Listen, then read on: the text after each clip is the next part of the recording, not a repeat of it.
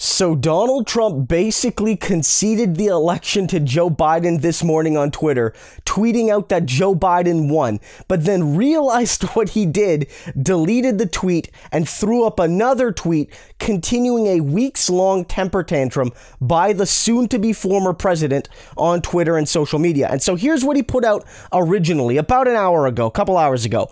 He won because the election was rigged. He's referring to Joe Biden. No vote watchers or observers allowed. Vote tabulated by a radical left privately owned company, Dominion, with a bad reputation and bum equipment that couldn't even qualify for Texas, which I won by a lot. The fake and silent media and more. And so Trump in that tweet, most of it is bold-faced lying. Basically, there's no such thing as radical left-wing companies. There were observers and watchers in every vote counting place everywhere across the country. And basically, besides those first two words, he lied. So everyone took that tweet and crossed out most of it and said, well, basically, Donald Trump in the first two words admits he lost. He admits that Joe Biden got 5 million plus more votes. He admits that Joe Biden got 306 electoral college votes, the same landslide that he got 4 years prior, and that Joe Biden is president-elect and he will be the 46th president. In a few weeks, Donald Trump will have to find somewhere else to live and he'll have to find another job because he won't be president and he won't live at the White House anymore. And that was Trump admitting that. So the internet seized on those two words, and rightfully so, and then hashtag Trump conceded started to trend, worldwide on Twitter. And so he realized, deleted the tweet, and put out the following saying, he only won in the eyes of the fake news media. I concede nothing. We have a long way to go. This was a rigged election. And of course, both of these tweets were marked by Twitter to basically be misinformation, disinformation, that they should delete, frankly, but because he's the president, they won't delete the president's tweets. So basically, all they can do is mark them as lying posts, and hopefully people will follow that disinformation, and try to get to the source of what actually happened. But basically, Donald Trump is just absolutely flailing right now. And this isn't the first time this happened. We covered it a couple days ago when he did that press conference at the White House on Operation Warp Speed, where he says, we're not going to put the country into a lockdown.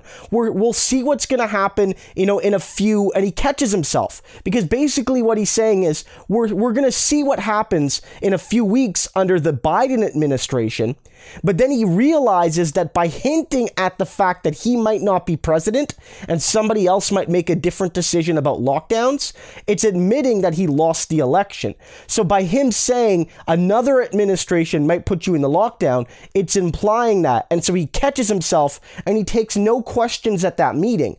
And you're seeing a ton of this as well. You're seeing an absolute ton of this in how Republicans talk. On the one hand, Republicans will keep telling you that the election isn't over, that Donald Trump won, that the election is potentially being stolen from him, that it's irresponsible and inappropriate to call Joe Biden president-elect, and yet they are making the argument that the two Georgia Senate races are absolutely crucial, and they wouldn't be if Trump was actually going to be president, or even had a chance to be.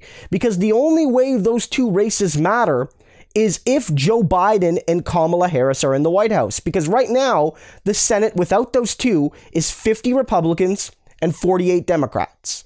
And what that means is that if the Democrats can win both of those Georgia races, not one, but both, it'll be 50-50, a tie Senate, and that only benefits the Democrats if they have the White House.